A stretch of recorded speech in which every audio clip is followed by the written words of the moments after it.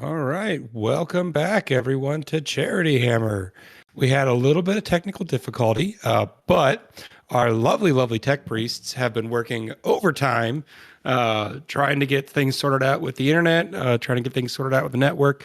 We should be back up and live. We will be slowly adding tech in throughout this stream, so hopefully we can get to you more tables. But right now, on our first table, and this is the start of the hardest GT ever.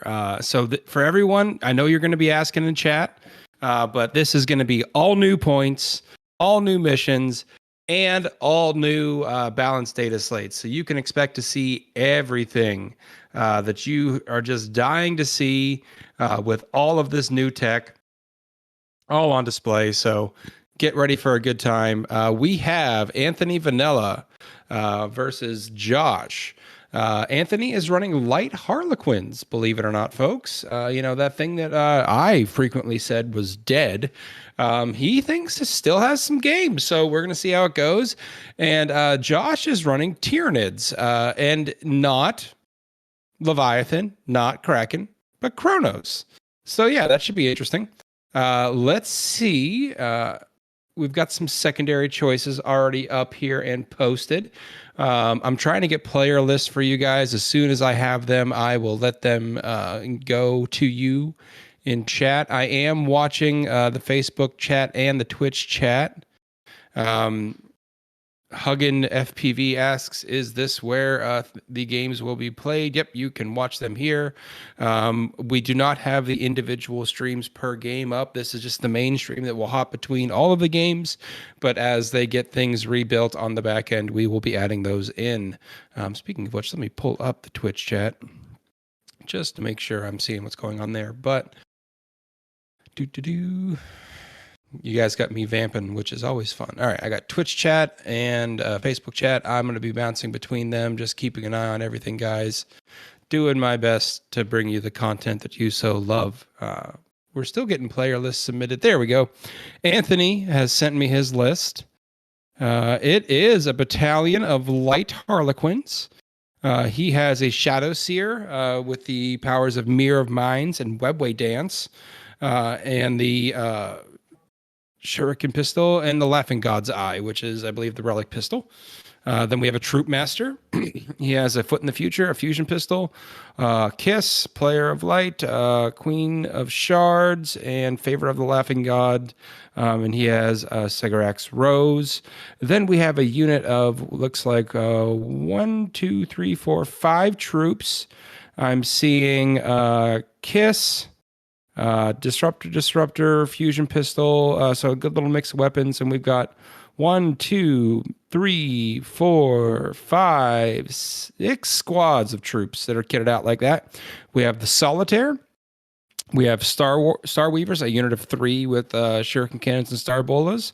Another unit of 3 with shuriken cannons and star bolas. And then Void Weavers. He's still running a unit of 3 Void Weavers, all with the prismatic cannons.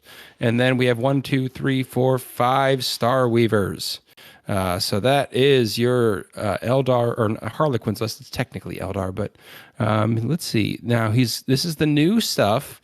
So that cost him looks like 2 or 3 CP if I'm counting correctly.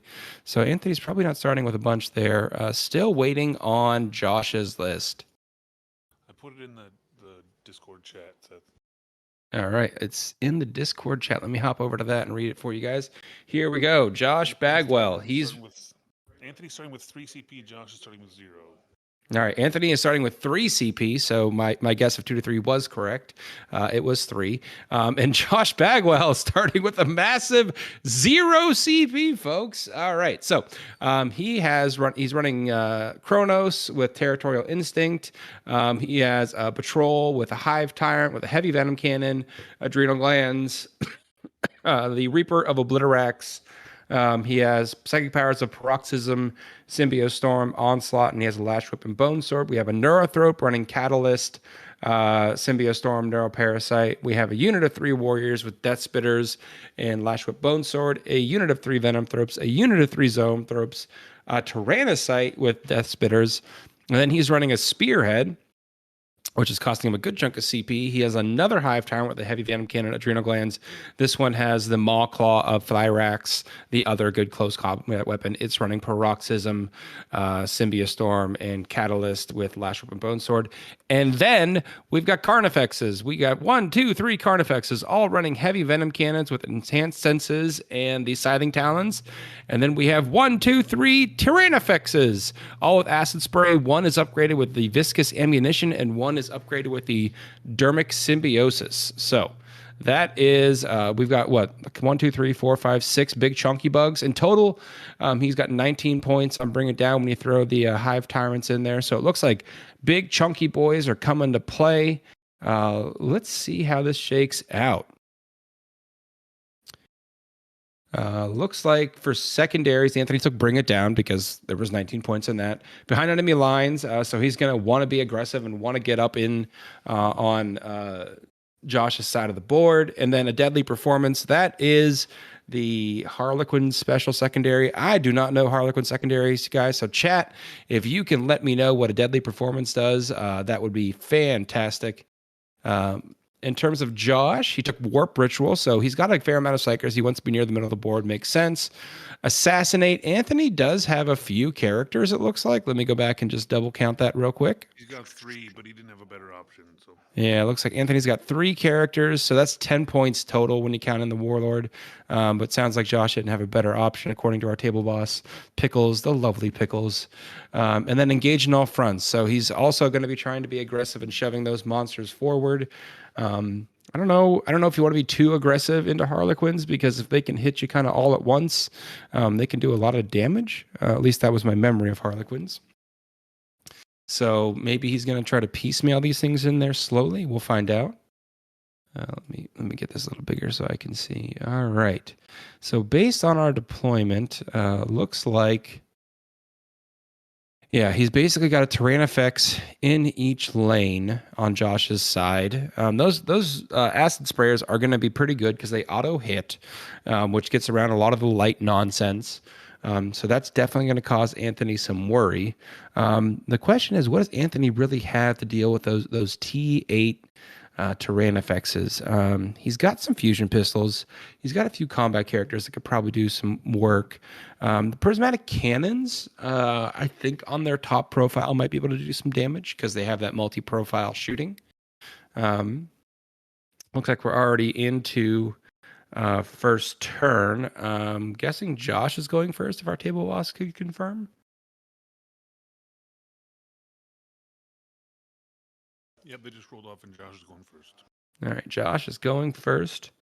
So we're going to see how this works out for Josh. I do like the Nids going first and being able to kind of, because right now those Tyrannifexes aren't going to have range to really affect the Harlequins where they're at.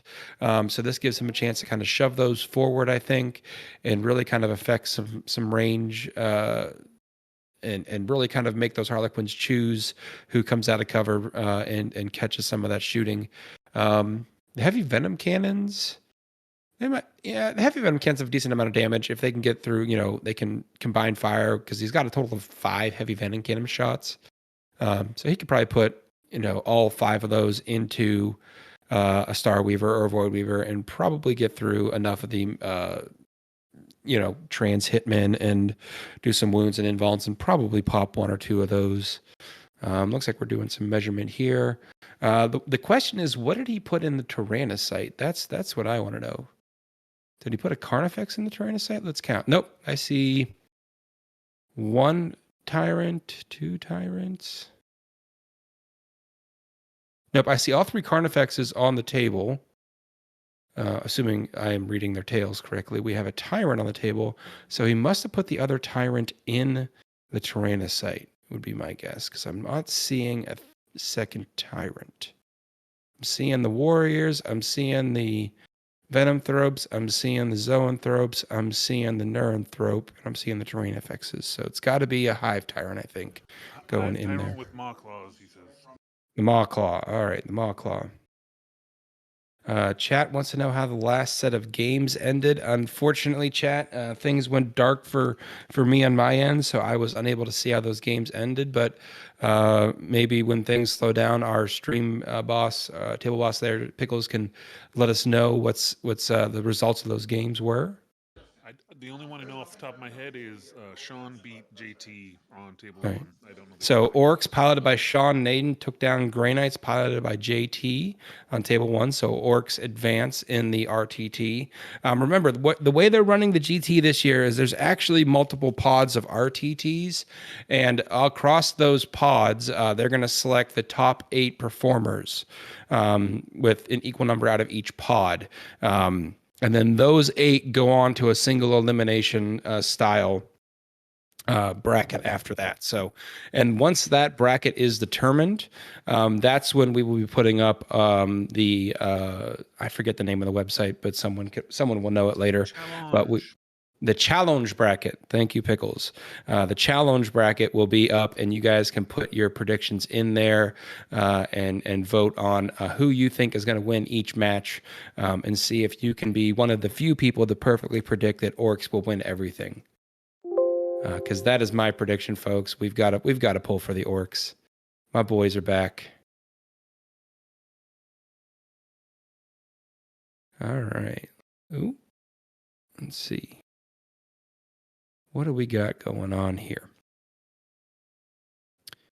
Looks like we've got some discussion of intent with the terrain, which is always important. Have those discussions early on in your match, folks, because you don't want to be mid-game fighting about how terrain is supposed to work. So have the discussions early on.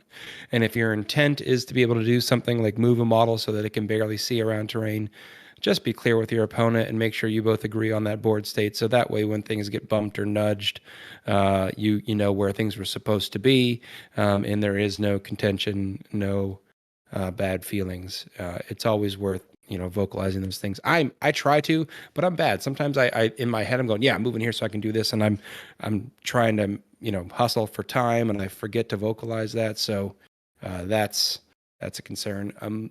Based on how I'm seeing the screen and the models, I think that Tyrannocyte on the top left was able to get over the line for engage. So that would give Josh 3 table quarters. So that might have been what he was measuring and discussing with Anthony. Unless he drops the Tyrannocyte, I really don't see how else he would be able to get into another table quarter He's wanting to this go turn. around the terrain up there to get to that objective, but I think engage is probably also his goal. So. Yeah. All right. So just got an update from the table boss. Sounds like he was trying to determine before he moved that terrain effects if movement wise it would be able to get around that Lavinus ruins or Ravenous stalactites that we're seeing there in the upper left. I think we should be able to, because it should be able to walk on the base of that terrain. It might get slowed down. I don't know what keywords are on that terrain, but it looks like its base should be able to make it around, and of course get engaged. So we're getting engaged. We've got a Psyker near the middle of the table with oh no, that's a Carnifex near the middle of the table. So he's going to send up probably the Neuronthrope would be my guess to do Psychic or Warp Ritual. He's got to send someone up there to get Warp Ritual. Yeah, you got to put someone forward, I think, for that. Don't see any option really for Assassinate this early in the game. I think Assassinate is going to be, in this case, if targets of opportunity show up for Josh, or if he just gets into a kind of a full route situation where he's just running over Anthony. That'll give him his chance to kind of pick up those points as the game ends. Let's see. How's chat doing this morning? Chat, how are you doing this morning, folks? I see we've got Nurgle Matt with us, Animax with us, Justin, Huggin. Not a lot going on over on the Twitch side of things. So I'll mostly be looking at YouTube chat for a bit. But how you guys doing? How you feeling this morning? You excited? Oh, is that a Mitch? Oh, Mitch, how are you doing this morning, buddy?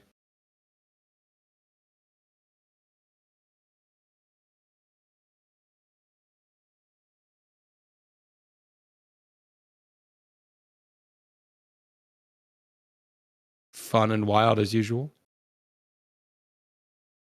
Mitch, if you're still there, bud, we've lost your audio.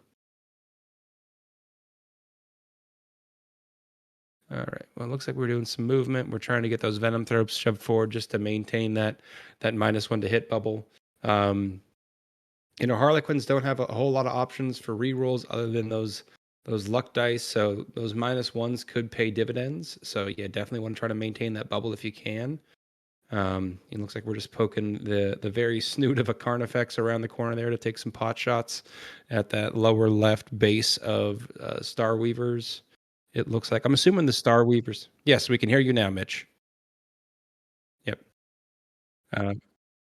I can hear you, Mitch. I can translate for you. Mitch says that he is bright-eyed and bushy-tailed, and he is ready to go for another 12 hours, which is really impressive considering he's been going for like 15 already.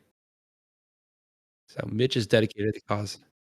You know why Mitch is dedicated to the cause, folks? Because this is Charity Hammer. Charity Hammer is a fundraising 72-hour live stream. You can donate. Just go to charityhammer.com. You can donate. All donations are run through a third-party website called Tiltify, and that means that everything you donate goes straight to our charity, and our charity is Child's Play. Child's Play was founded by the Penny Arcade guys several years ago. It supports children in children's hospitals as well as children and women in domestic violence shelters. It provides them games and toys. If you've ever had a kid in the hospital, you know it is a very difficult experience for them. So being able to give them something that can provide them just that momentary distraction is fantastic.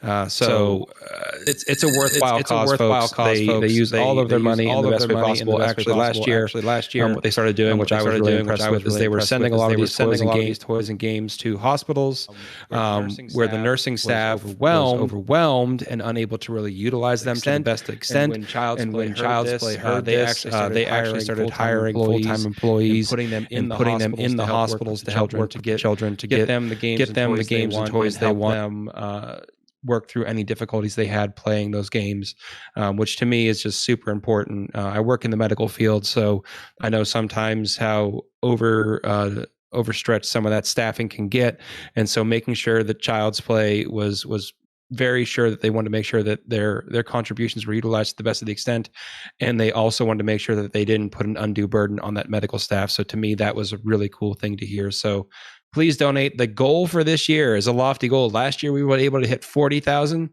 This year the goal is 50,000. Right now, at the start of the GT, we're sitting at 8,600.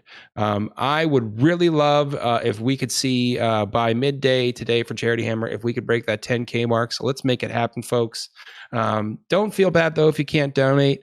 Not all of us are in a financial situation where we are going to be able to donate.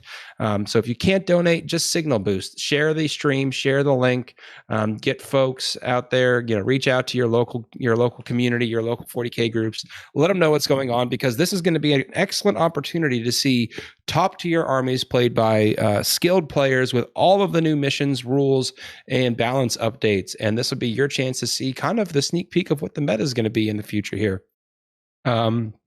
Tech team, sounds like there was an echo that was fixed.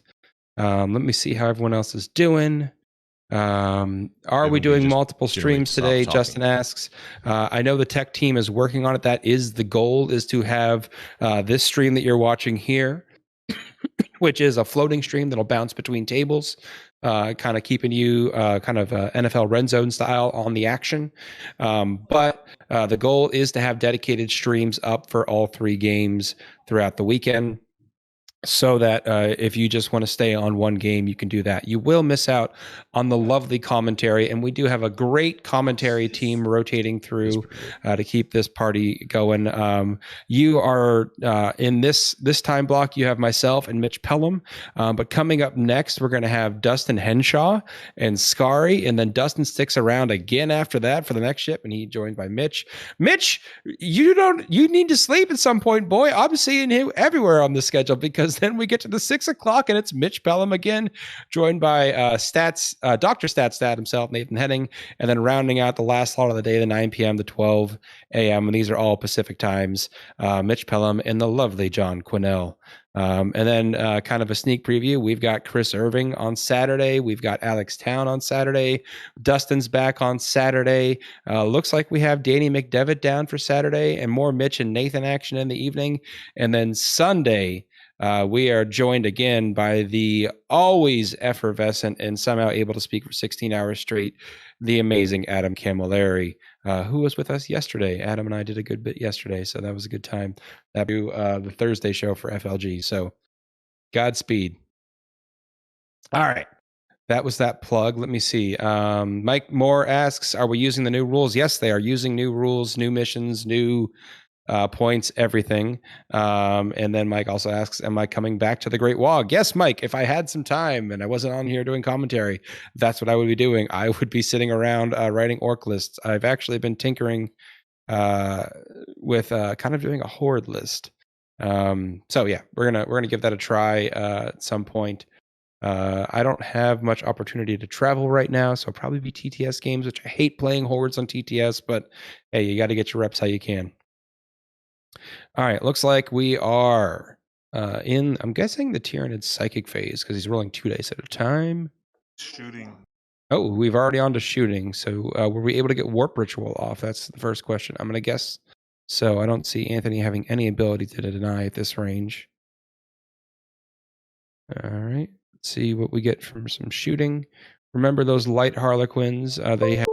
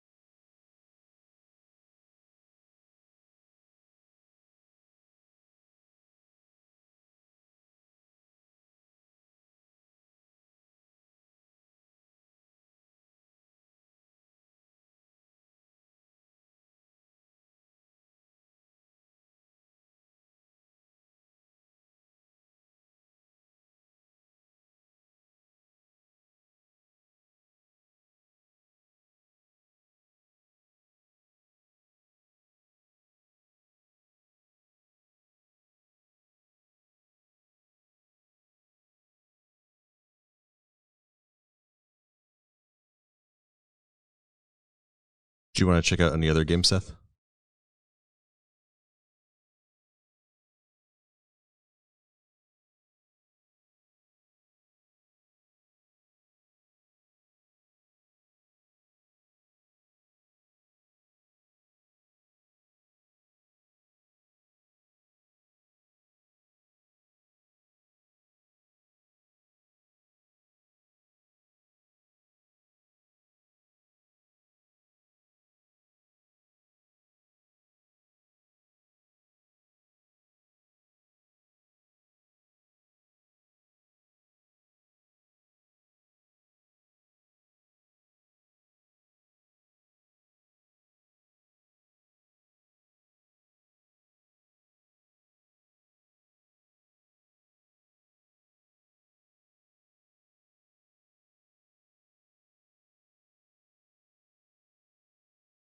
Chat says they've lost my audio. Can you can hear me, Pickles, right? I can hear you. I can hear you. Yes. Okay. Slowly but surely. And now, unfortunately for the stream, they can also hear me.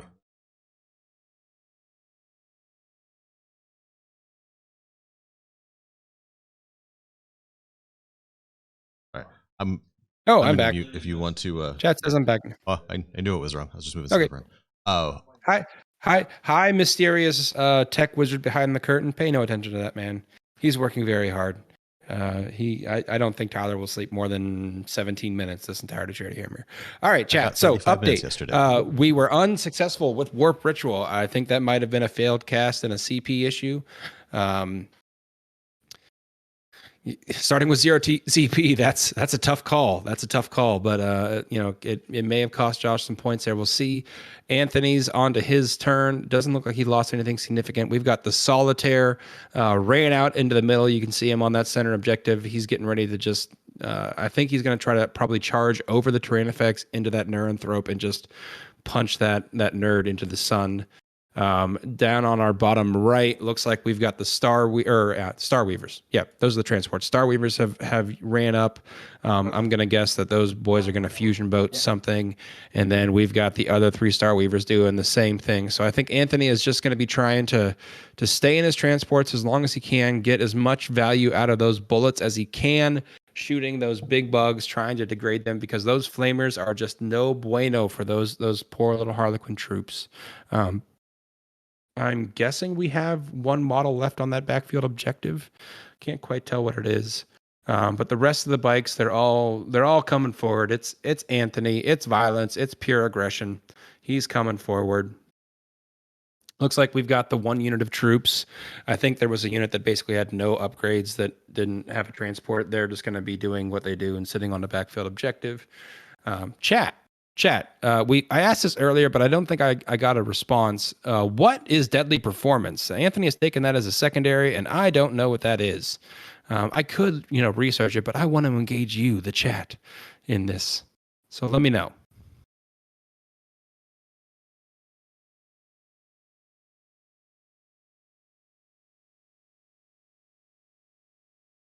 Man, if I wanted to, I could set up a soundboard and I could be doing all kinds of dumb stuff with you guys. Give me a minute, chat, while you tell me what that is.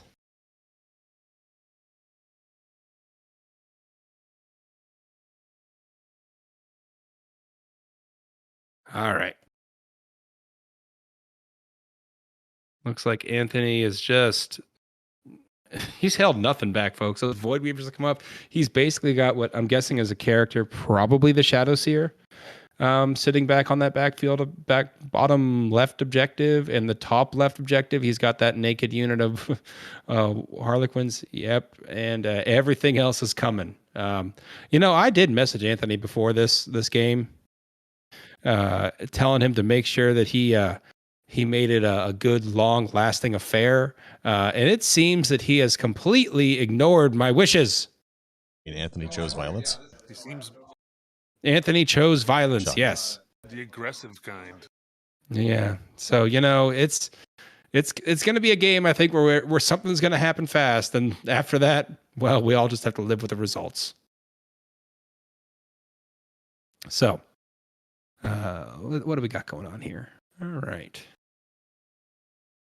I think we're just waiting for the shoot. Can you hear me now? Oh, yes, we can hear you now, Mitch. Fantastic. We have been dealing with some technical issues, guys. We really appreciate your patience, but we are back.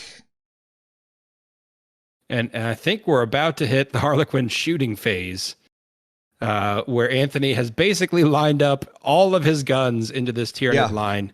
And just for that, I have this.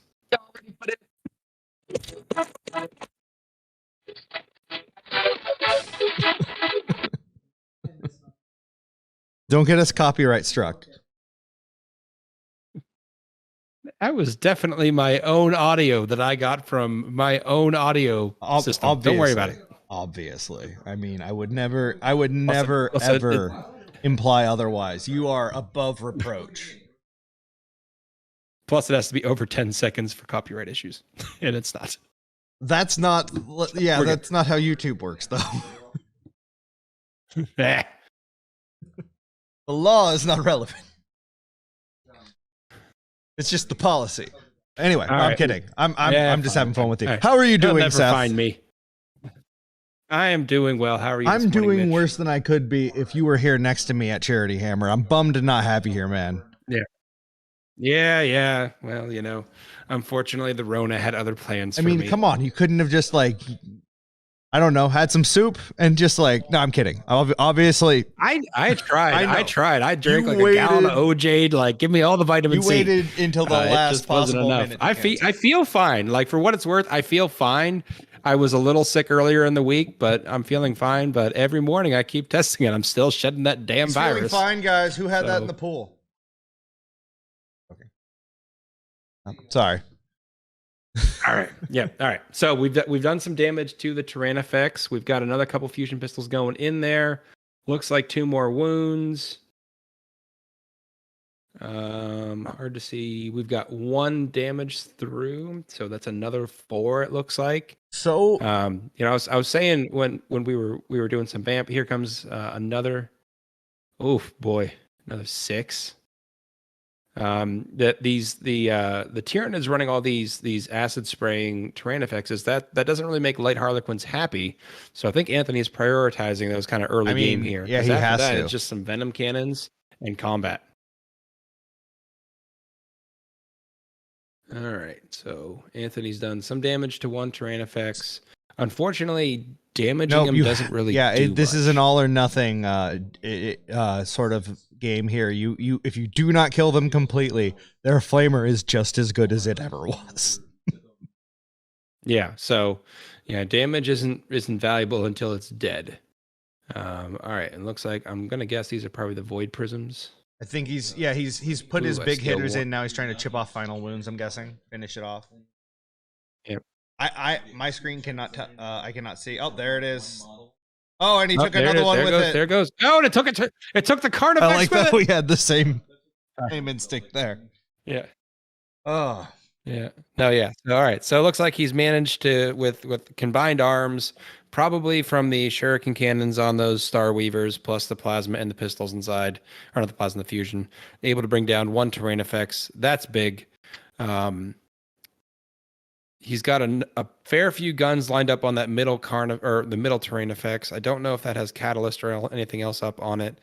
And then it looks like he's got 3 more Star Weavers on that top, top sort of or left Tyrannifex. And then that Solitaire is sitting on that middle objective, just licking his lips, staring at that Nern throat. Oh. So let's leave the bugs to the clowns and move on over to the bugs and the fungus and see how Bugs and the fungus. yeah, and see how Chuck's Orcs versus Steve Trimble's Nids is going. You mean we're going to Octarius? we have arrived in Octarius. Oh God, Steve. Steve is running Meat Wall. That's what he's running, folks. I was saying it yesterday with your Ogren list yesterday, Mitch. I called that Meat Wall. Yeah, but it was it's cheap like Shield meat. Wall from the Nopen, but without shields. It's just meat. And it looks like Steve is still running Meat Wall. The points up increases were 5 per warrior and 5 per Ravenger, and 5 per Pyrovore, which is what he ran a lot of before. So he's probably lost a little bit of meat, but I don't know if it's going to be that much meat. And then I don't know Chuck's exact list, but looking at the models on the table, I see a couple units of Squig Hog Boys. I see a couple Kill Rigs. I see a Beast Boss on Swigosaur. And I think I see a Gazzy back there. So I think he's running the fairly Goff-centric build that's going to be prevalent right now. We can hopefully get them to post some lists in chat for us.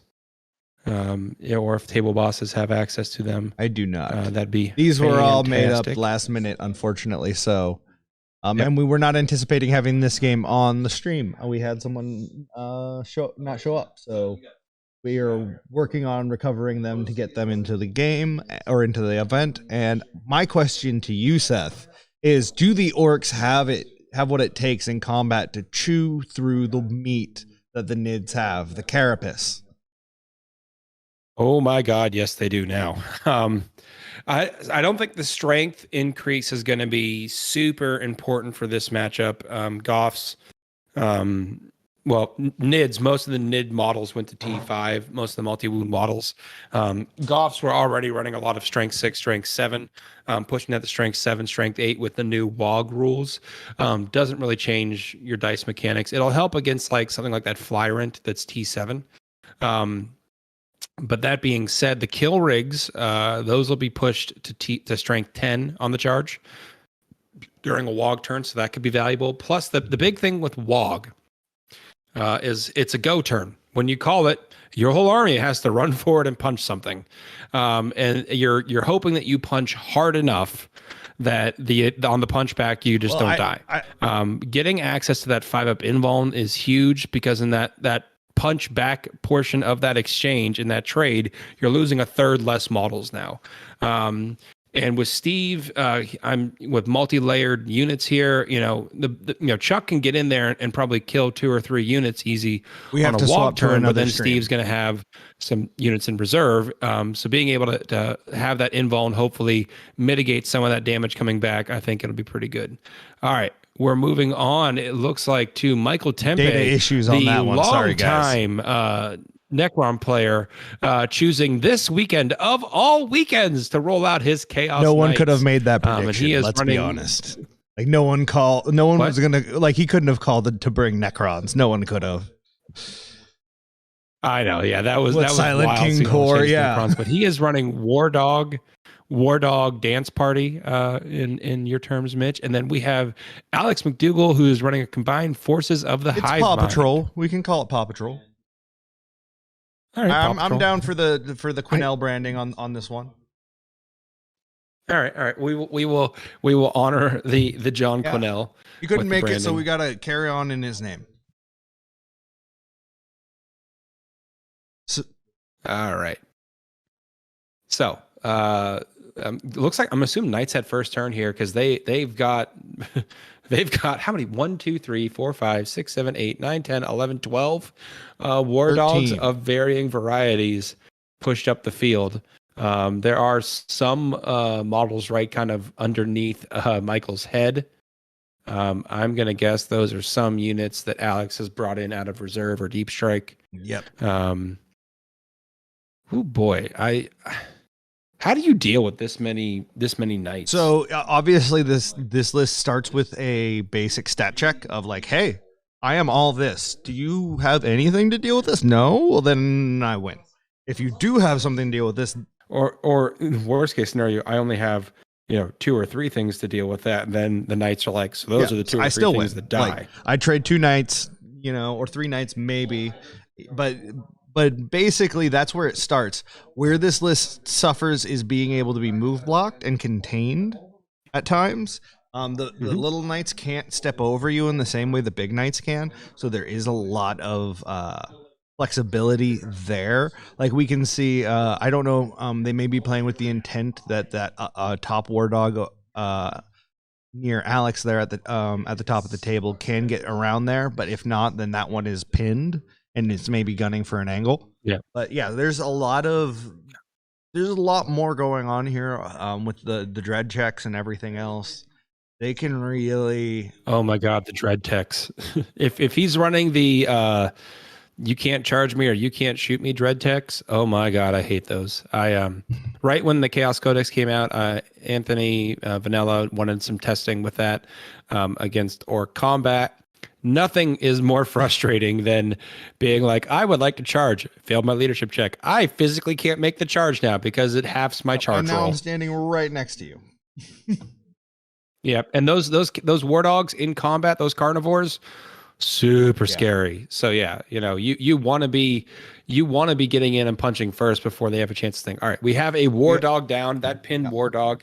That might have been I know he's in previous conversations with Michael, he's been running some with the chain cannons, so he might have ran that one up to try to get some angles around that kind of crystal formation we saw there by Alex to shoot into Alex's backfield. So he might have known that was a sacrifice play, but the sacrifice may or may not have been worth it. We don't know. Was the juice worth the squeeze? We don't know. He is down 2 war dogs now, down to 11.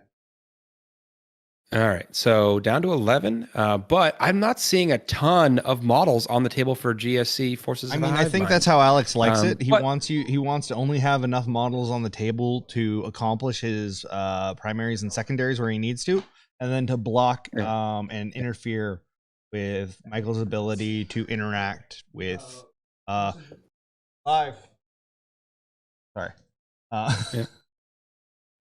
Yeah, so that really limits the ability to interact. And Alex is a master of move blocking and really getting, like, I think we're just seeing that right here, right now, getting up close. Yeah. That looks like maybe a patriarch.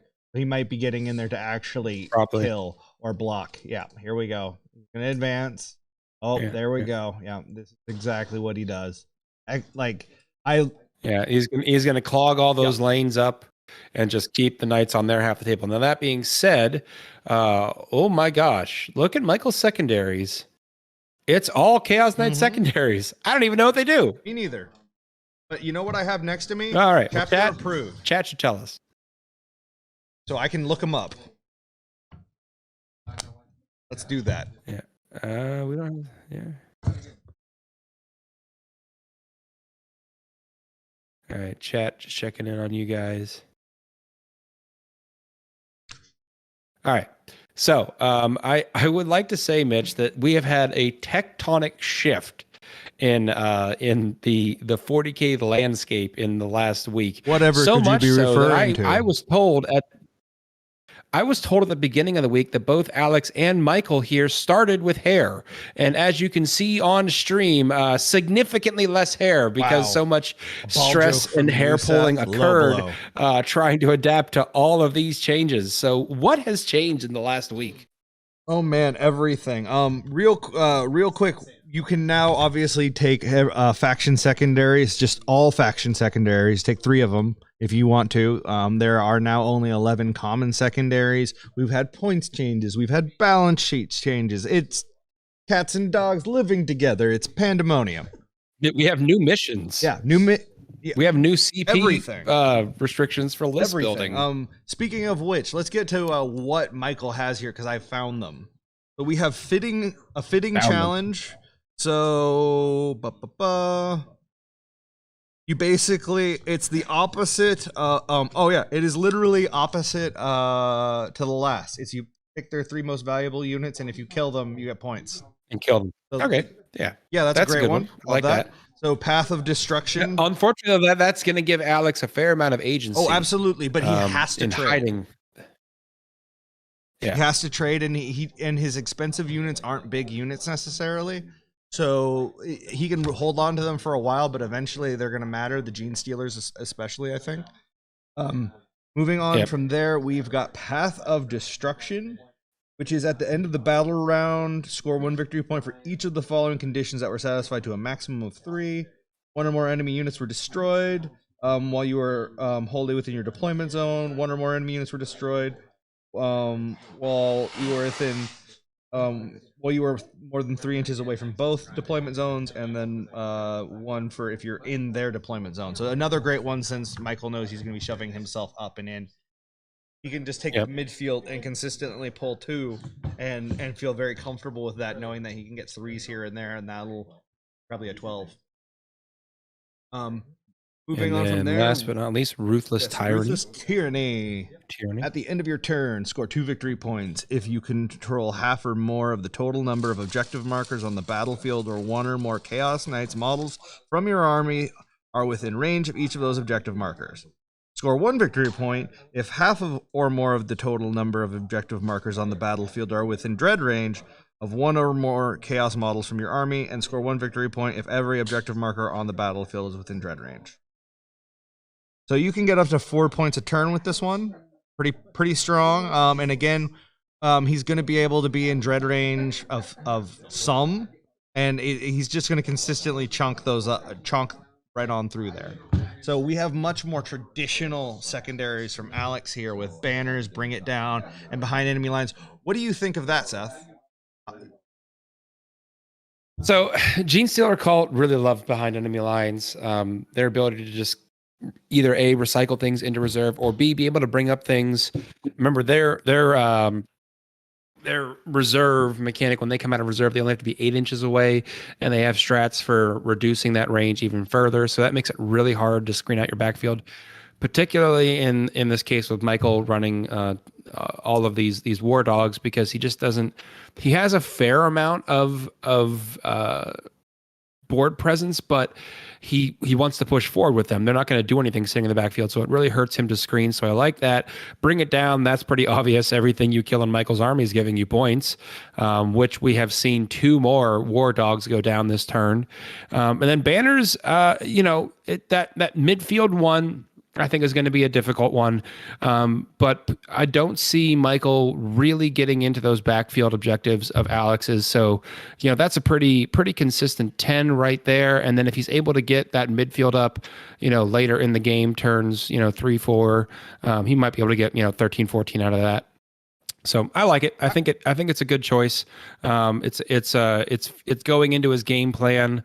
It's really kind of stretching Michael. And as we saw, now I think we're down a total of 5 war dogs already. 4 war dogs. It's going to really start to stretch Michael here to try to prevent him from scoring those points. Absolutely. I was looking at the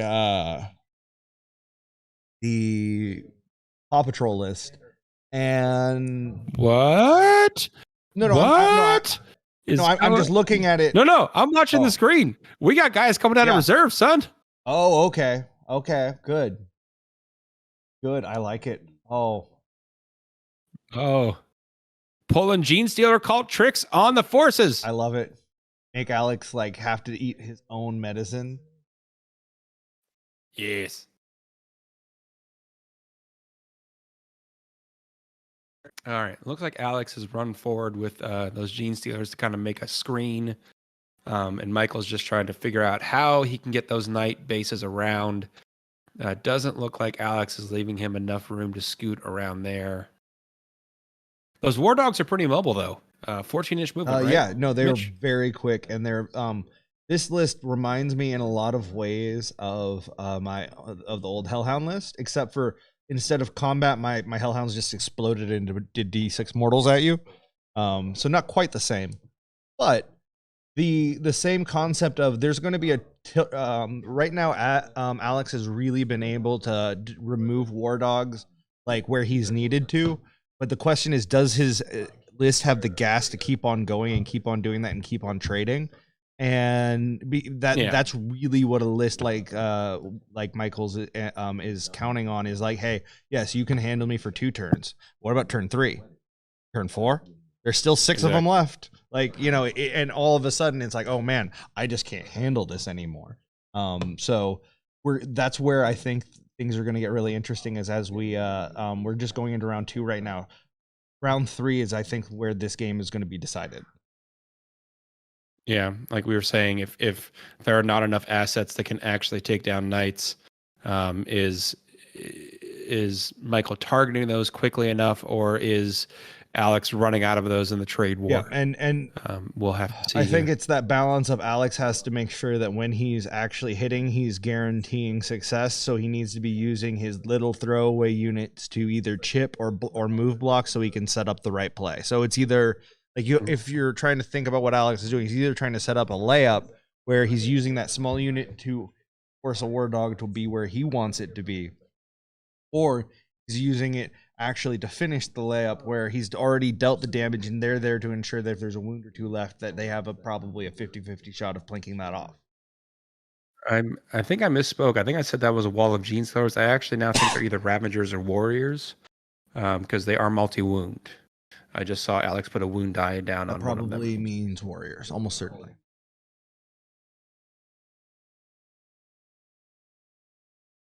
Okay, why don't we check in on another game? Well, these guys are moving around. Let's go back to the lava. Anthony versus Josh. Boom. Oh gosh. Let's see. Oh. There seems to be fewer bugs. Looks like Anthony was able to take care of the midfield terrain effects. I see the Solitaire was able to ninja kick flip over into that Nerd. I'm not going to lie. I see a wound. Oh, no, go ahead. There's a wound dial on that top terrain effects. Yeah, but it looks like I see some warriors also mysteriously down to one guy with one wound. It's looking pretty thin for Josh. And I don't see any of the transports or anything dead yet. That's what I was going to ask you. Anthony. Is I'm like, can you pick out what Anthony has lost? Because I'm like, I cannot see anything. I'm no, nothing. And Josh our is table just now boss says moving. nothing.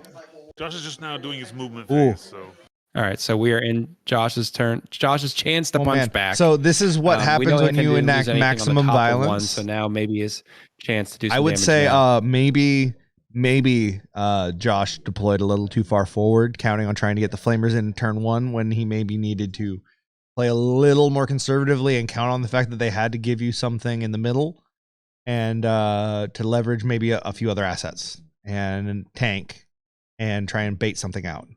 But because violence, I don't think, has the chill to hang back. I think he's going to come at you. So He does not, unfortunately for him. But hey, it looks like he is fire and faded the Void Weavers or the Void Weavers back behind that lava flow. That is now a once per game stratagem. but still so clutch. Oh yeah. Yeah. I mean, that one turn when you need it, it's useful. Chat's asking Nick Blackburn, we're using new point status sheets and Nephilim. Yep. All of the above, Nick. It's chaos. It's anarchy. Cats and dogs living together. Everything changed overnight, and we are running all of it for you here today. Don't do that to each other. So you can see what the meta is going to look like. I'm kidding. I love you, Seth. No. I said you stole my joke that I stole from Ghostbusters. Co-hosts don't do that to each other. Yes, we do. Oh, I see how it is. It's Yeah, this is competitive co-hosting. If we're commentating competitive games, we're going to be competitive co-hosts. Okay, I didn't realize we were going by the FLG style guide. Yes, we are. This is how it works. The FLG style guide has forced me to become aggressive with everyone else I work with.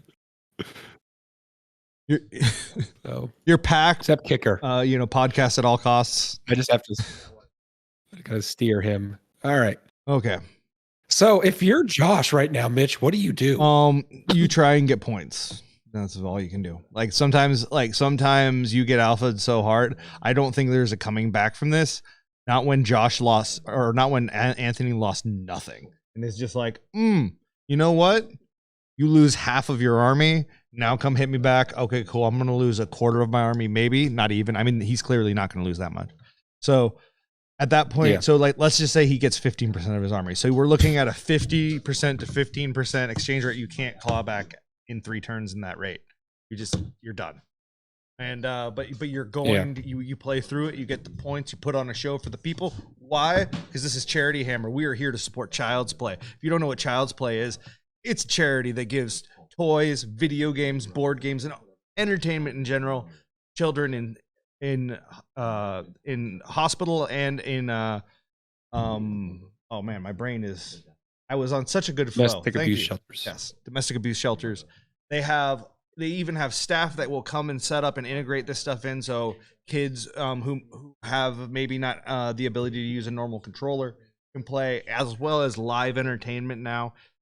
They are international. They actually have people who come in, and interact with the kids, because obviously some kids, like video games are great, board games are great, tactile. Some kids want, human interaction, and that's where they're going to get their enjoyment. So, they're trying to take care of the different needs, for everyone.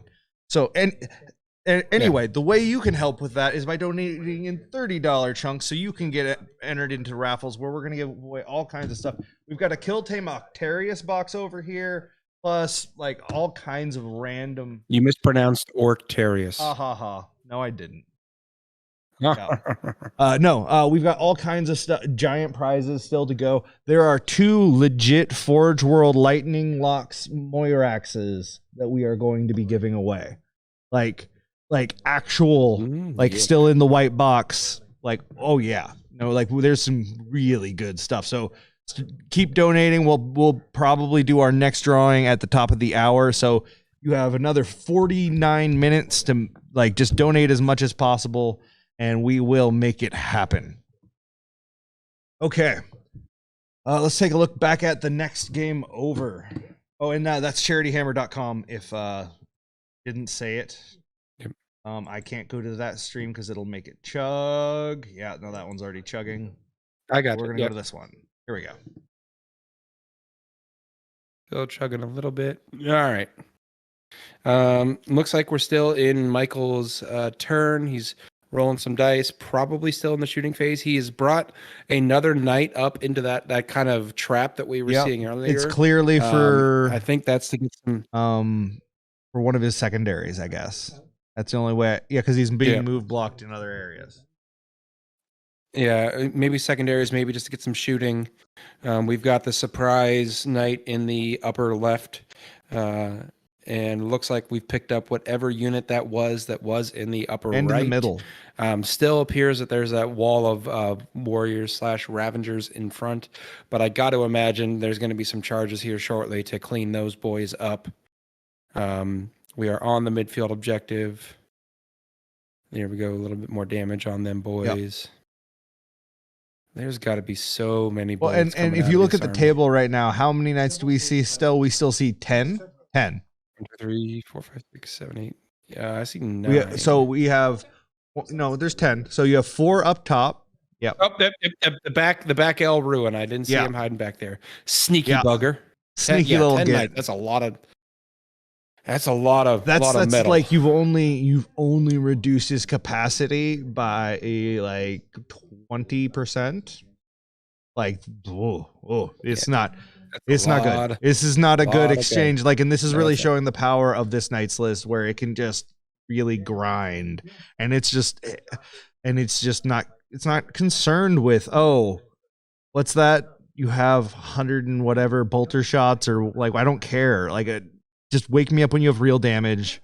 Until then, I'm gonna murder everything, like in my sleep. Yep. Like it's really interesting. I'm curious to see if it's gonna end up getting nerfed if it ends up being too prominent. I don't know. I definitely think that the floor on it's pretty low. You can definitely take this to it. I think it's hard to not go at least 3 and 2 with this. There's just so many of them, and their weapons are so good, and their effects are so good, and their secondaries are so good. Like you said, it's a stat check early in the game. So if you don't build for being able to handle it, you're going to be in a rough spot. I have to step away for 2 minutes, Mitch. I will be right back. I'm crestfallen, but we will survive. You in the capable hands of the audience. Man, don't put your hands on me, audience. I'm not comfortable with that.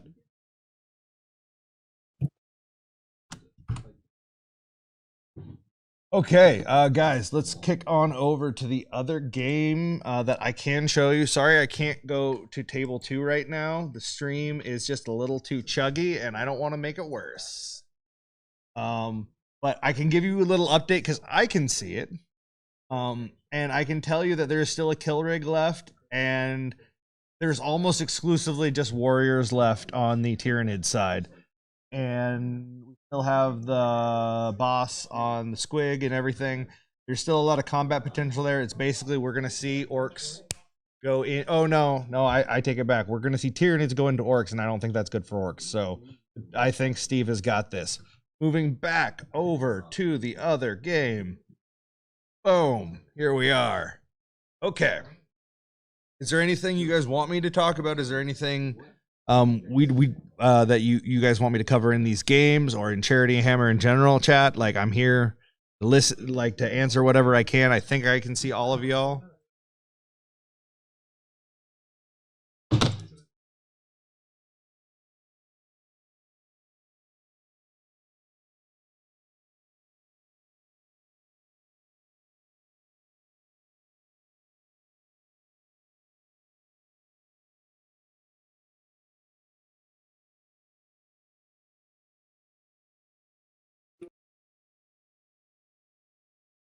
Hey, Nurgle Matthew. Okay. Yeah, no, I think that Josh is just doing what he can here to hold his space and try to get the points he can. I don't think he's going to be able to kill the bikes, and it's going to go poorly. He's completely move blocked there. Anthony is doing exactly what he needs to be doing to just win this game by the numbers and just lock it down. And I don't think we expect anything different from Executioner of Violence.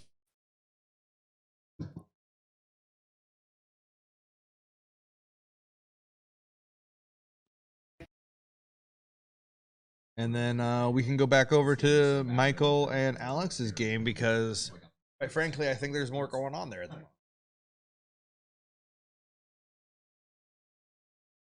My hot take.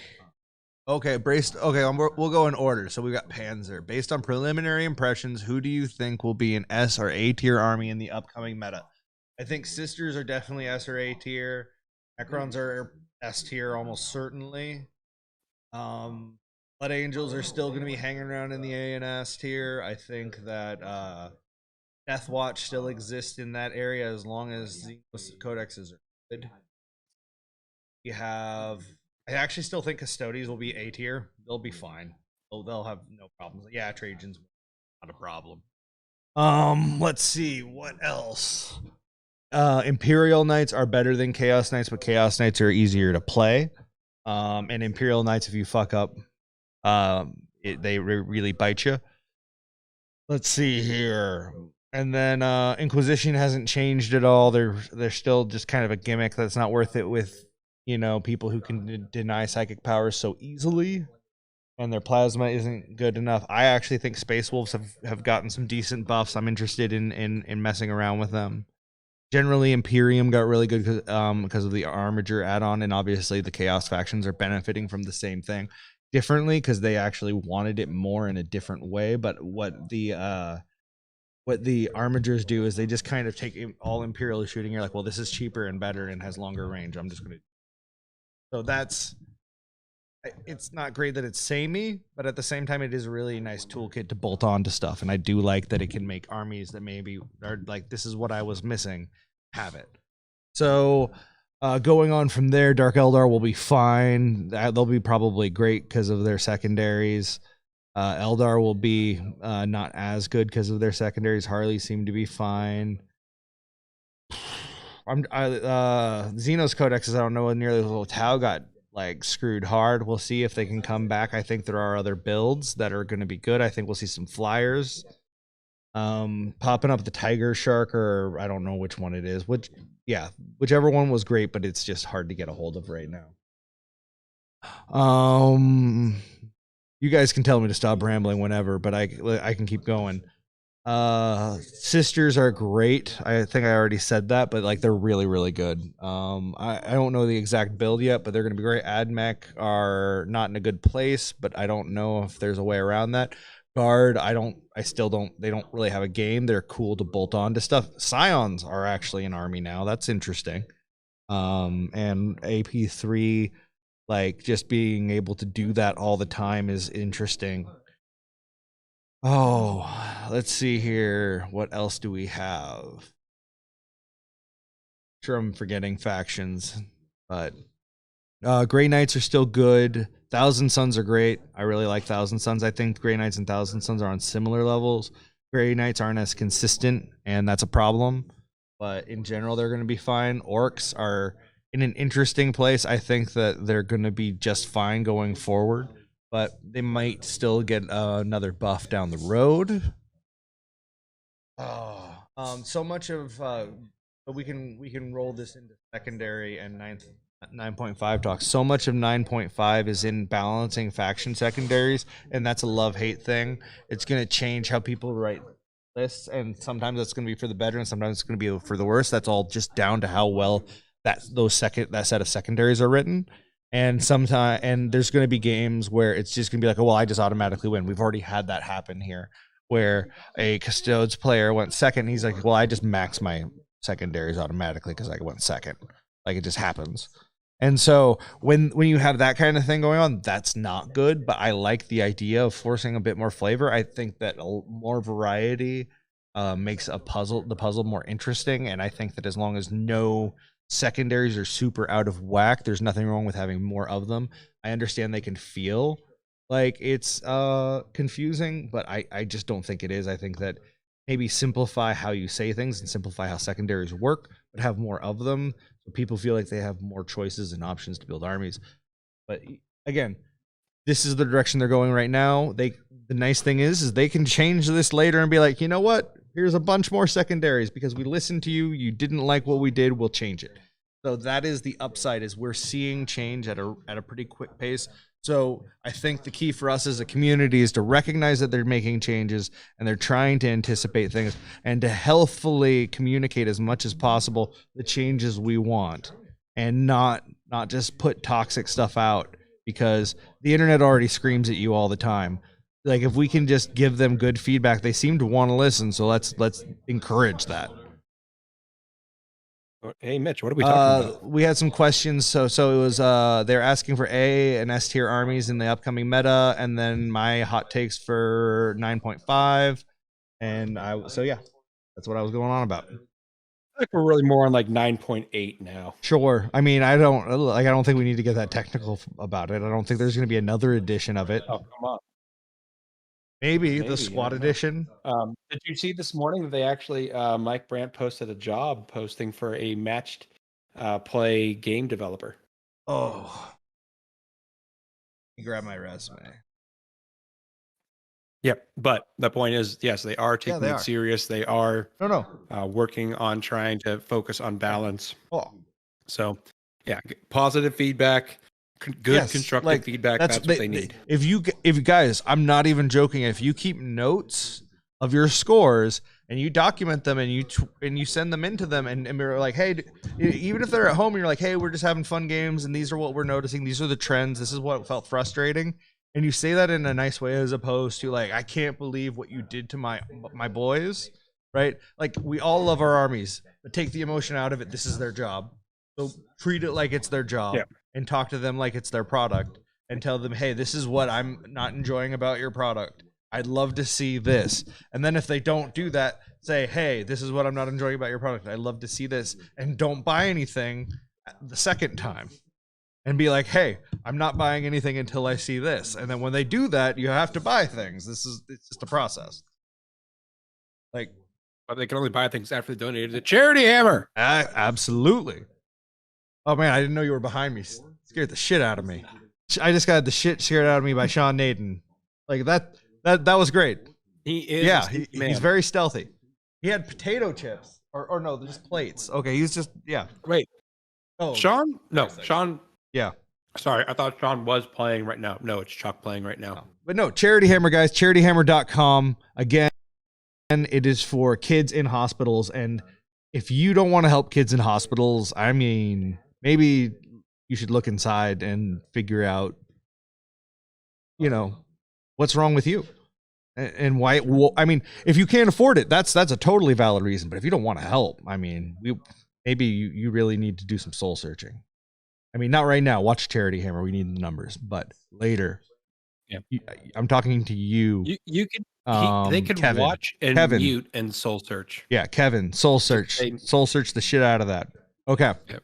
Also, liking the stream helps. If you're on YouTube, like the stream, that helps promote it as well. Yes. So get it, like and subscribe and all that stuff. It helps the numbers. It helps get it to more people. We really appreciate it. The algorithm gods. $30 gets you an entry into the raffle. So we've been saying that first place prize is a $1,200. It's $1,200 in store credit to Hammerhead Games, which is absolutely a phenomenal prize. But I'm going to challenge that and say that it's tied with the first place prize of having Sean Naden paint a 2,000 point army for you. I'm going to say like at least less than 100 models.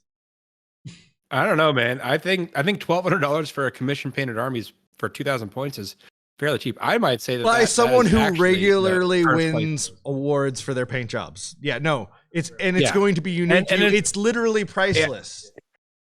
Exactly, because it's painted by Sean. So yeah. So he normally would charge $2,000 to $3,000. So there's your value, but still, like you can have it done in a Charity Hammer theme, like that. I would get bases printed with the Charity Hammer 4 logo. Like I personally, based off yesterday's conversation, think that someone should get a Crimson Fist army, but converted to have shirts that say "Vote for Pedro." I like it.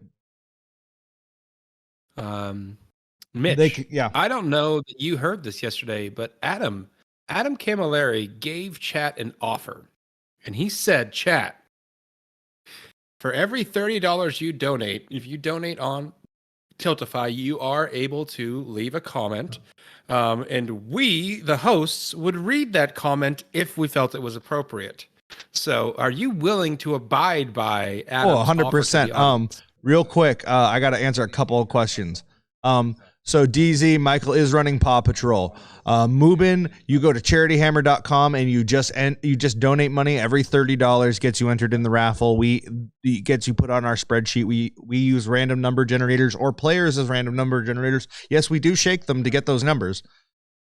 And then we give it out, and there's been a lot of winners. So all kinds of cool stuff. We've got the Kill Team box coming up, and some really cool characters. We have the super rare guard Cadian Sergeant, the Predator looking one. That guy, and the female guard lieutenant, Cadian lieutenant, or whatever she is. That like those two like limited edition, like we have both of those, and like the Noise Marine, like that limited edition one they put out, just so cool. Anyway, tons of great stuff coming up. We're gonna be doing it at I believe I said the top of the hour, so 11 o'clock. You've got 33 minutes. Donate money for the children. Don't be a monster. For the be children. A good person. T. Cray says, "Is Alex running Paw Patrol?" I don't even know what Paw Patrol is. T. Cray, do you know, Mitch? Paw Patrol? The Paw Patrol, as in Pauper Princes, but instead of being princes, they're trolling. Oh, you're funny. I like it. I'm T. Cray. If you can tell me what that means, I'll let you know if he's running it. So the Paw Patrol is all of the War Dogs. Yes, that is the War Dogs. Yes. Oh, Alex running Popper. Popper Troll. Up if you look at DZ up above. Making a joke.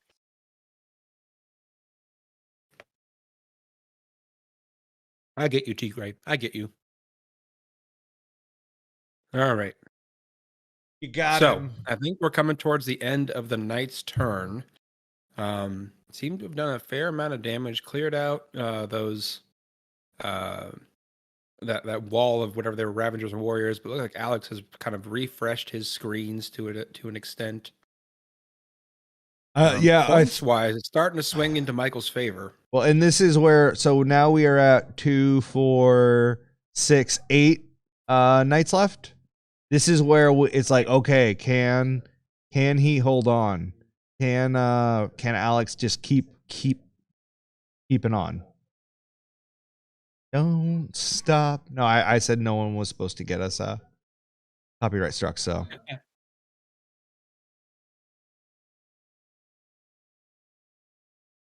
All right. Looks like Michael's doing some things. Jokes are always better when they're explained. In the 40K community, that's literally true. All right, we've got some more models that are in the bottom right, probably another behind the enemy lines. Sacrificial unit getting whacked. Yeah. I believe what they're saying right now is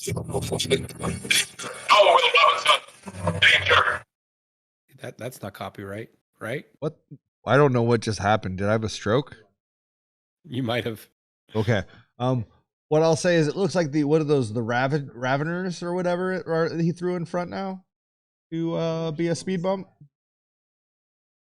Yeah, but I think that's his second speed bump. Yeah, it is his second speed of those. So I don't know if he's going to have much more in that backfield that he can dedicate to speed bumping. I see some more bodies back there. I don't know what those are. I don't know if those are zoanthropes or. Let's take a look at another game real quick while they figure this out. Speed bump. Yeah. One that won't chug. There we go. Okay. All right. Then the violencing continues. It looks. I don't see a whole lot left on that bottom right. I'm gonna put it out there. Yeah, there's no bikes, so they either left. No bikes. Can they leave and go back into Deep Strike? I don't think so. No, that doesn't. Bikes are dead. Okay, then yeah, they're just dead. It looks like the tyrant got out of the Tyrannocyte, but didn't make the charge. But looks like shooting mostly picked up a lot of those Wow. basic war I think or we're troops there, and this might be the question. This might be the answer to the question of are Nids dead? No. Hard no. Like, we were like, oh no, this game is over, and he's like, nah, I'm gonna just kill half of the board. But this is violence. Any big things that we missed in our absence? It's hard to tell what's going on, honestly. He says that there is a lot of space weeboo, Harlequin ninja jumping and chittering from the Nids, but other than that, parkour. Yeah, they're just parkour left and right. Yep, all over the lava. No, I think that like Anthony certainly has plenty of game left in here, but like this is only turn 2. This feels like it's incredibly brutal. I want to know how many actual like infantry models Anthony has left. Can we get an answer to that, Pickle? Yeah, how many things are left in the boats? That's the big question. Yeah, that's going to tell us a lot about what's going on. So there's only a few troops left in that bottom right corner. Okay, wow. We can see there's a few troops on that bottom right lava flow. Five and then 2 different units. Looks like we're getting another unit out of this Starweaver in the kind of mid upper left.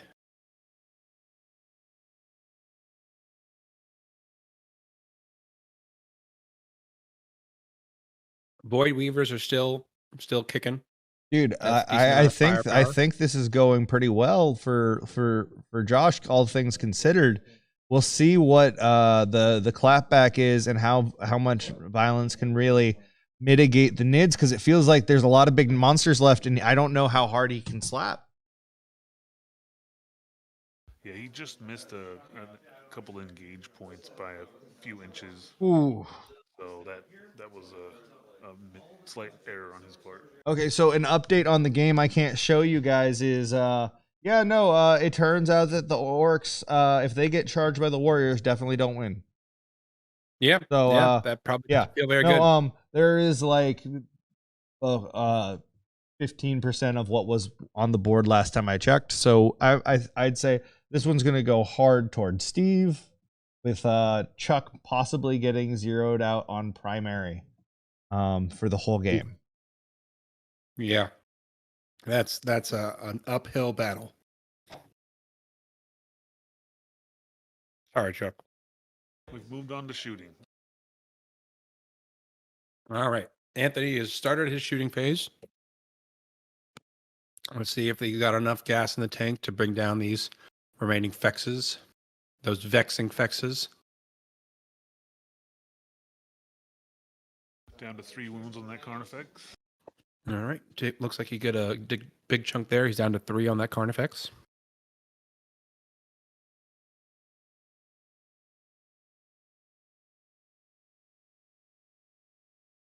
I think this is all the pistols out of the remaining troops hanging out in that area.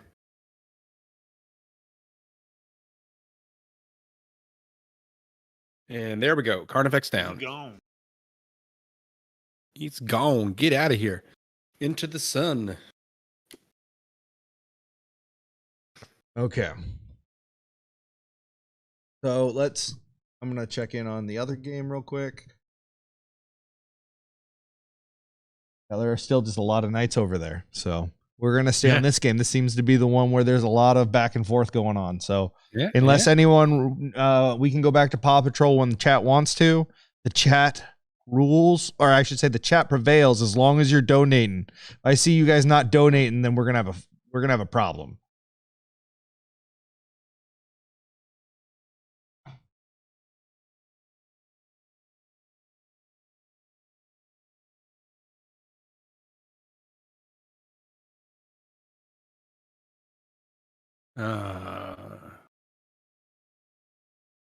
Thanks for the compliment on the map, T-Money.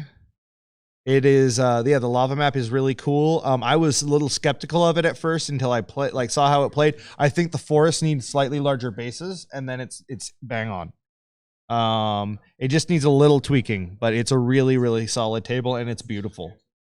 which is why it's number one table going on right now. Our table, table 3 for our Paw Patrol versus the GSC is also pretty cool. Insofar as it's chaos rifts with the crystals, and then some ruins in there, and it with the objective markers disrupted a little bit. Without that, it is actually very, very thematic. Whereas I think they just don't like they are so not integrated in the lava table. They don't disrupt. There's a lot of blue in the chaos table, and that sort of ties in so your eyes go, what? But I'll stop talking color theory because only the painters want to hear that. We appreciate you donating your time, Justin Randolph. What was that, Seth? There could be some people in chat that like painting. I doubt it. Not in this hobby. Really? In this hobby, no one likes painting. Right, people don't just go sit by like. myself. No, those models are pre-painted when they come out the 3D printer. Oh yeah, okay. That's how that all works, right? I don't know. Nope. I just buy used armies. So Mitch, did I tell you the story of me? So everyone, I said at the beginning of the stream, I have COVID. I couldn't come to the event, but the beginning of the week, before I tested positive, I was scrambling to build my bad orc list for the event, and I had to build and paint a Mecha Dread and Mech Boss Buzzgob, both Forge World models, which require a lot of cleaning. So Mitch, I was in a hurry to kind of scrape some mold lines using an X-Acto knife, and I did the dumb thing of basically slicing the end of my left index finger off. Yeah, you did. Like a real big chunk of it. Mm-hmm. So I had to go looking for sympathy. He won't get it. My hand sewn back together, and then they numbed my hand for suturing it back together. Sure. So like my left index finger was numb for 2 days, and I'm trying to paint models with a numb hand. You might as well have used your mouth. I should have, I think. And then I finished them all. It would have been more impressive. Positive. I was like, guess I didn't need to do all that. So, yeah. I enjoy painting. I painted through the pain is what I'm saying. Oh, absolutely. No, I've been there. So for not for Charity Hammer, for LVO 2017 season, 2018 LVO. For my Hellhound list, once I realized that was what I wanted to play, it was like a month and a half before LVO. And so I have to get these Hellhounds from Forge World, and then I have to get them assembled, and I have to get them painted. And so I have pictures of 22 Hellhounds stacked up on top of each other, and me just painting all the sides prime, and then you sit them on their sides. You can stack them 3 high and 3 wide, and you prime another side, and you just kept doing that until you were through all of them. And then you just went with dirt effects and camo rust effects on top of that, and you go, hey, look. And then you color in your lights and everything, and and some metallics for your treads, and you've got a tank. But man, that was like that was all like in a day and a half for 22 of them. That was a lot.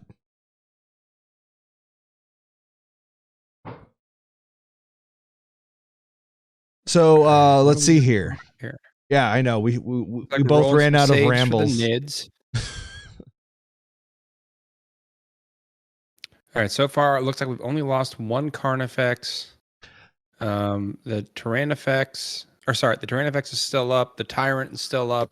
The 2 midfield Carnifexes are still up. It's a problem for them. For Anthony. I don't know that Anthony has the damage output to get through these chunky boys. Yeah, like if he doesn't have like enough Melta or something to just be like, hey, and even then you're effectively like, if you only have 3 or 4 shots, real swingy. Yeah, like you're being like, I might do nothing or I might do 8 wounds. Who knows?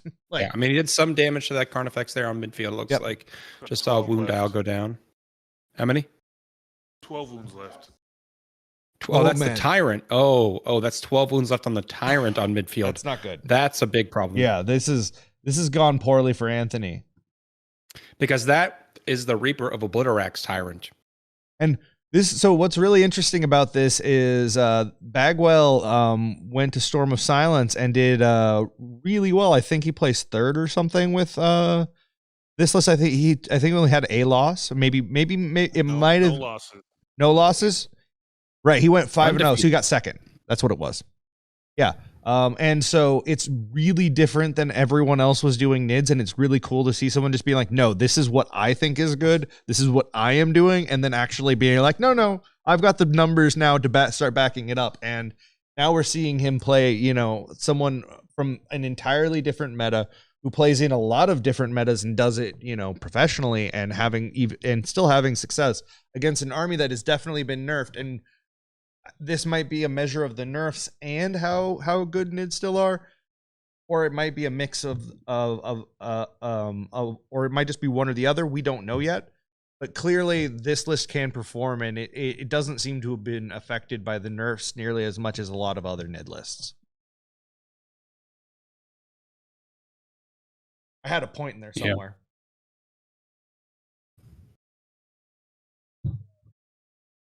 Okay, we're gonna swap over to Let's see what else is going on. Pound Patrol.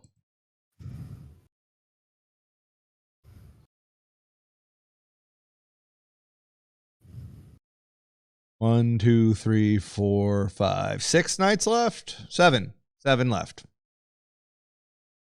That's too many for turn 4. That's a problem. Nope, that's a big problem. Because it looks like the second wave of warriors / Ravengers are gone. He's had to bring up whatever those other backfield models are. He's getting pretty thin in the backfield. Yeah, this is again where that tipping point turn 3. If he was at 6 at that point, it's like, okay, I can contain you enough, and if he killed enough of the volume of shooting, it's like, okay, you have quality shooting, but I'm throwing trash at you. You know, there's room there, but I think that that ratio is not in Alex's favor right now, and the secondary game from Michael is just so wrong with Pound Patrol.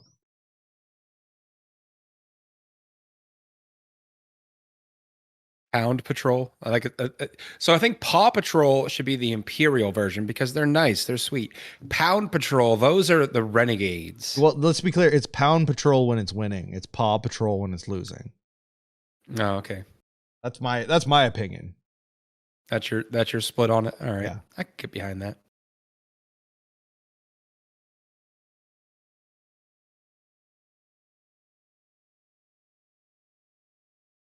But I would say that the Pound is also where you get the strays, and these dogs have strayed from the Emperor, so I think it works either way.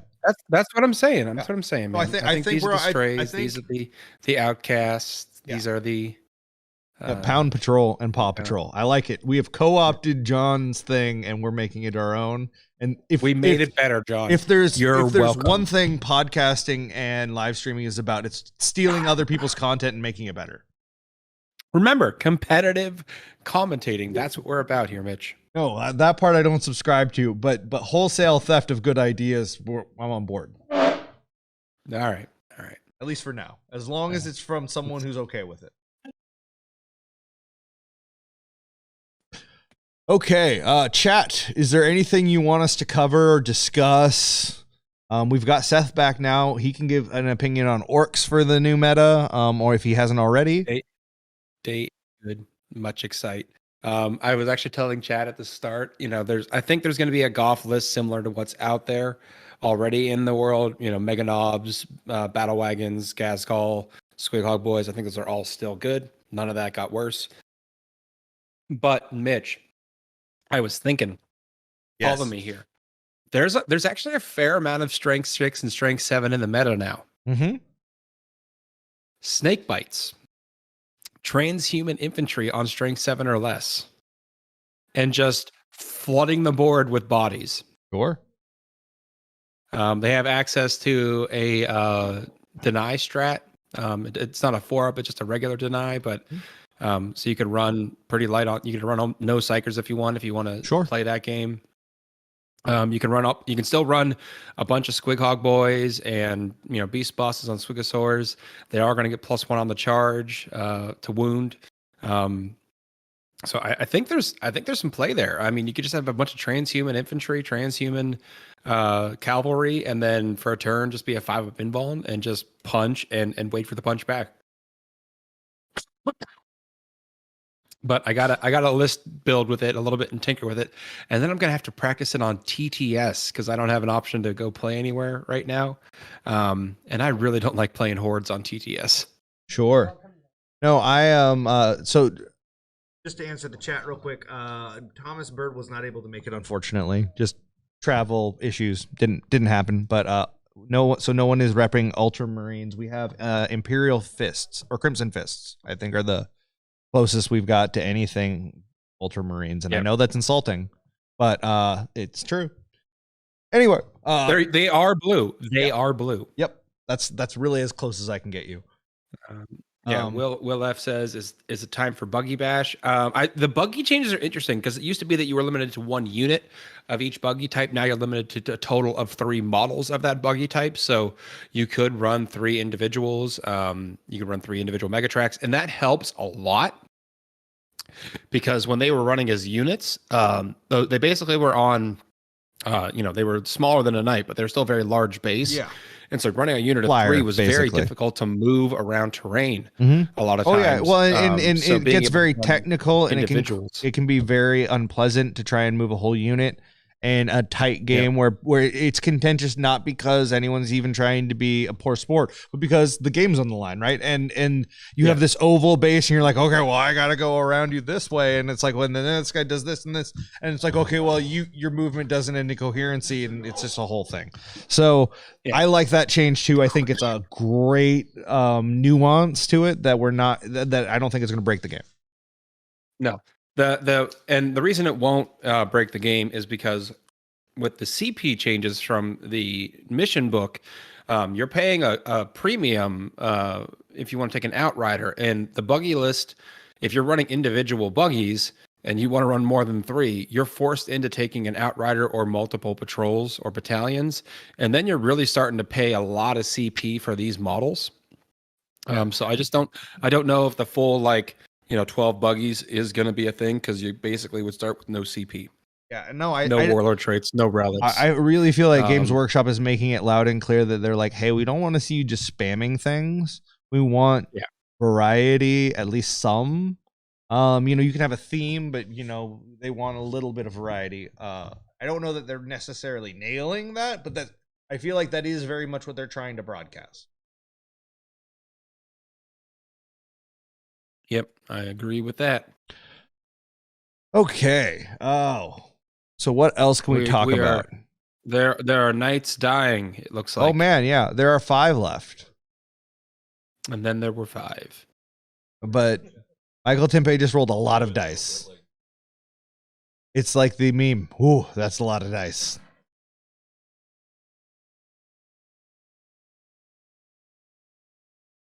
That is a lot of dice.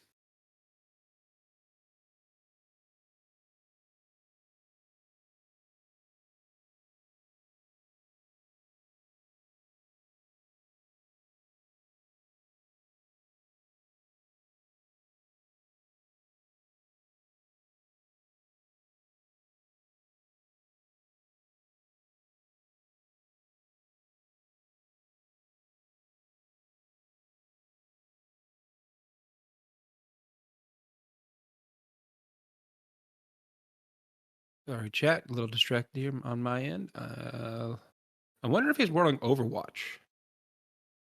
Because he's not picking a ton of dice out. Yeah, maybe he is. Some rerolls. Can't be Overwatch. That's unless he's just insanely lucky. Just hit me. First wave of exhaustion just hit, guys. Halfway through my shift. All right. Woohoo! All right. We're gonna need a stat injection of caffeine into Mitch. Someone on the tech team grab the syringe and hit him in the heart. I got a fever. Only thing can cure it is donations. Donations or those delicious cookies that I saw earlier, and I am still jealous of. Oh yeah, no, I've got some of those in the fridge. I'll enjoy later for texture. No donations, guys. 10 minutes left before I'm giving away. You know what? I'm gonna give away a kill team Octarius box. Why not? No one can stop me. Right. Colin's not around. Like I can do what I want. I'm an adult, technically. I have a driver's license. We've got a few donations coming in. It looks like Hell We've got yeah. Nathan Henning and Forrest Hughes, both donated in the last 20 minutes or so. Thank you, gentlemen. Mitch, questions from chat. Any sleeper picks for units that have not seen the table in all of 9th edition that might have a chance now? Wolfguard Terminators. Wolfguard Terminators. So you can make them automatically be in cover with a successor trait and still have exploding 6s to hit.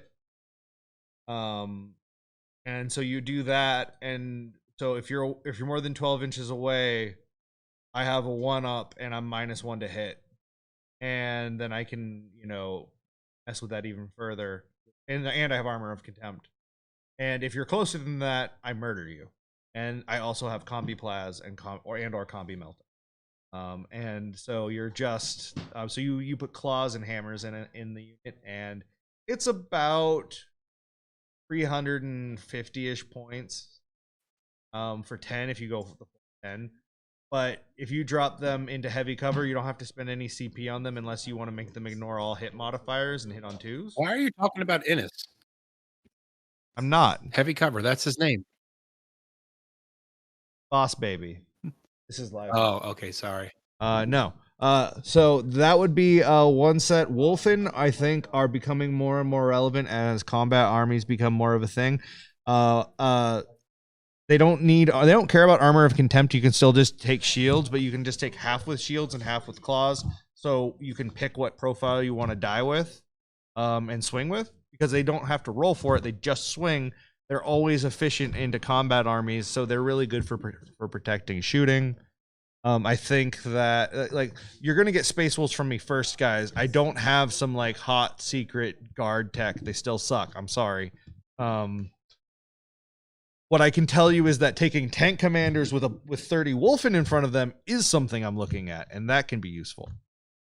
However, for non-Space Wolf units, I suppose we could talk about those. Let's see here. Their Death Watch definitely just got an upgrade in general. That I think people are sleeping on. I think that I think people still underestimate Custodes. They can still just 4-up and be like, heh. Yeah. Yeah. 4-ups happen. Yeah, they can just be like, oops, all 4-ups. Sorry. Will says shove the Wolfen into a Land Raider. No, they're still not good. They're bad.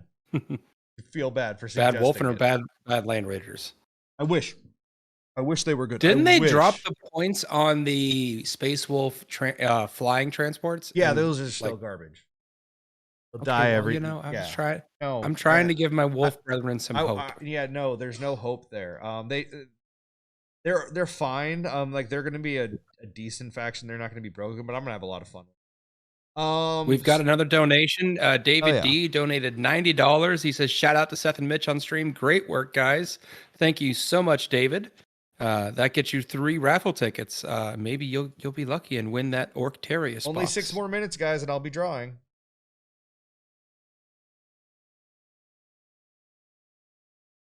Six more minutes. All right. Jumping back a bit, Greater Evil Jason asked, for folks living in a cave, what are the CP changes, Mitch? You start with 6 instead of 12. You have to pay for a Warlord trait. This is somewhere where Wolfenstock or Space Wolf stock really went up. Is named characters in general just across the board, because they give you relics effectively for free without having to buy one, are more useful now. You can make one cool dude. I also think that going the Don Husin route of just saying CP is for losers is another option where you can just be maximize all of or buffs that you for relics and potential, and then rely on the CP you get. Yeah. So I think that's a fair assessment of it. I was reading the strats last night because Kicker was texting me late into the evening with questions. And correct me if I'm wrong, Mitch, but reading the strats for the getting your Warlord trait and relic that you have to pay for, you are not required to do that. No. So if you take a named character that has to be your warlord, you are not required to buy their warlord trait. Nope. You can still use your codex strats to buy someone else a warlord trait. They just won't count as your warlord. Yep. You've got it on the nose. So that's another reason to be looking at those Great named nuance. characters, because before they were taking up that free warlord trait slot a lot of times, but now you don't necessarily have to worry about that. The other thing that people are sleeping on, when I say people, not people at the top of the meta, because that's where I learned it from, but there is just an Imperial Knight that just does like 20 mortal wounds sometimes. Like he just does that. Yeah, I saw that. Imperium Crusader. has It's a shock very attack scary, gun. man. And I am so here for it. Like it. Holy crap. Are you seeing the scores right now? Yeah. Alex doesn't know how to not play a tight game. I'm like 55. We are holding up. He just always like when Nids were overpowered, he's like, I'm not used to having all this time. I have to earn my wins. And I'm like, no, not right now. You don't. Do that later. Yeah. Right. Like now. Now is when you earn your wins. Yeah. Alex. Yeah. No. All right. We are down to 5 knights, it looks like. Not a whole lot left on the table for those forces. Looks like we've got one model kind of minding the gap in that upper left. We've got 3 models on the other side of the objective in the center. We've got a few in the bottom left and a few in the top left hiding behind ruins. But not a whole lot. When we're in Alex's turn 5, so that's going to give Michael. Is it Michael's bottom of turn? I think it is Michael's bottom of turn. Ooh, that's going to be a big deal. Yeah, that could be the decision. And we see so we're going to stay on this game for now. The other game is actually really turned in Josh's favor, and we will go there.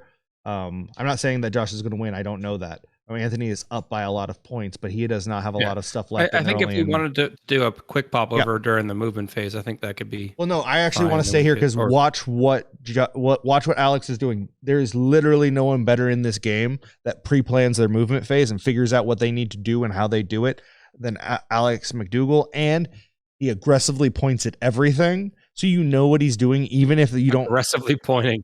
Yeah. The best trait for a streamer. Yes. And so I want to stay here because guys, this is okay. He is the best in the business at this. When it comes to a movement phase, there is no one I respect more than Alex McDougall. You know, John Lennon somewhere is turning green with envy. All right, looks like we've had some psychicking occurring, so that was a really fast moving phase. I mean, fair, there's not a lot of models left.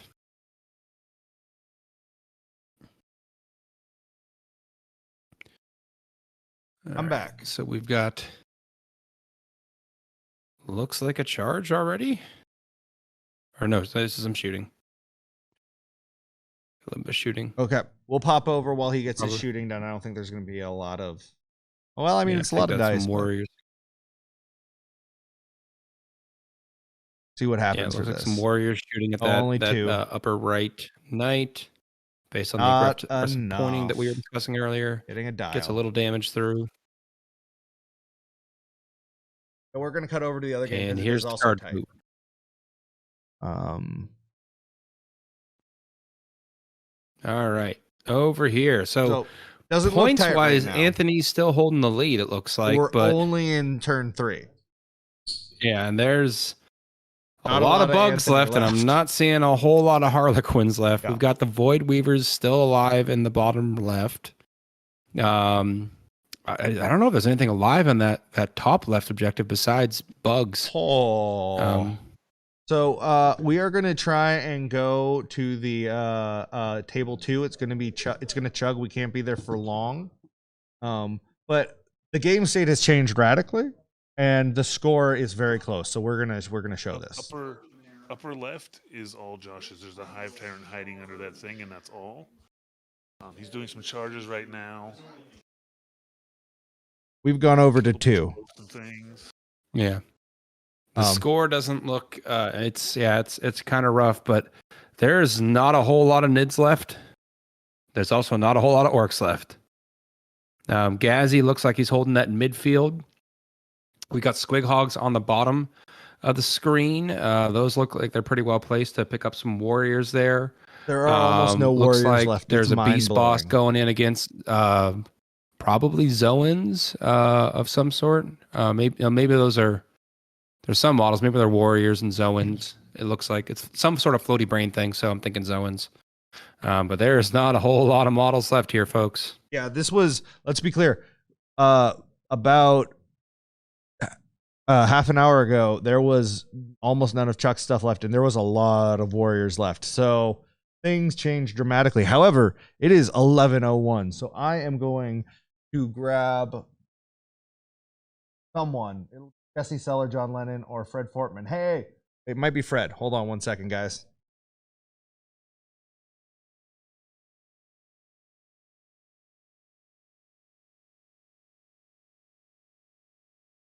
Deathwatch fans, you've got your wish. I'm gonna get it set up real quick here. We're gonna raffle off this Kill Team box and some other stuff I have not found yet, but I will have soon. And all right, I'm gonna check to see if there was any last minute donations. Absolutely. To shout out before we get into there. Yep. We'll make sure the spreadsheet's updated. Here. I'm We go did have grab a $20 donation by Will Farley. Will, $30 donations or $30 Will. increments. So if you haven't donated 30, I'd get 10 more dollars in there just to get a ticket. Just keep that in mind. We're gonna thank you so much. We do very much appreciate it. We are sitting at $8,852.77 right now. So great work, guys. Keep it up. We're slowly chugging towards that goal of $50,000. We're gonna mute real quick, or I'm gonna mute, and Seth will keep you guys entertained while I go grab the prizes, and then we sit down and talk Death Watch with Fred. Yep. So Dan, sorry, I think you were talking about the Vanilla and Josh game. You did say that assassinate scores at the end of the game. Technically, yeah, but a lot of folks kind of score that as they go. So I think that might have just been not accurate yet. Jonathan, player audio streams up. I don't believe so.